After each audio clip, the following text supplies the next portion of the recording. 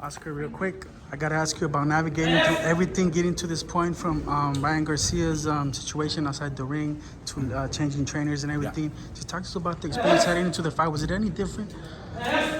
I'm sorry. Was it any different, the experience of getting to this fight, being that there was so much change and so many trials and tribulations for Ryan? No, we were just, we were going with the flow. I mean, with whatever Ryan, needed at the time,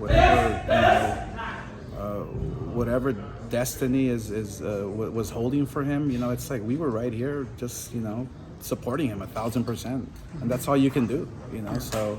He's a young man who has a bright future, and things happen for a reason, and it happens for the best. So it's going to be very interesting to watch on April 9th. But that's who Ryan is. I mean, the world wants to watch him, and so it's going to be fun for him inside the ring because he's in his office, and it's going to be interesting for. The fans all over the world to see what's going to take place. Not looking past Emmanuel Tagoe, he's a formidable opponent, but getting a win over him, how big of a leap is that for Ryan moving into the future? It's a huge step. I mean, when you're away, and I'm talking as a fighter, ex-fighter, when you're away for 15 months, there's a lot of going through your head. My timing, my punching power, my speed, is my head going to be in there? Am I going to be able to take the punch, the first punch I get hit with?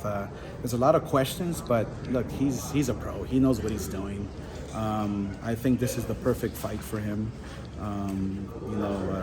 Tagoe has one defeat, and that was his pro debut. He's on a great winning streak. I think that Ryan has to be very aware. He has to be very careful, but just do what you do best, and that's perform. And so, we feel very confident that that everything will be okay. Last question, Oscar. I got to ask you about Gervonta Davis being not looking past Emmanuel Tagoe, but he just announced he's a free agent after his next fight. Floyd Mayweather confirmed that to FightHype.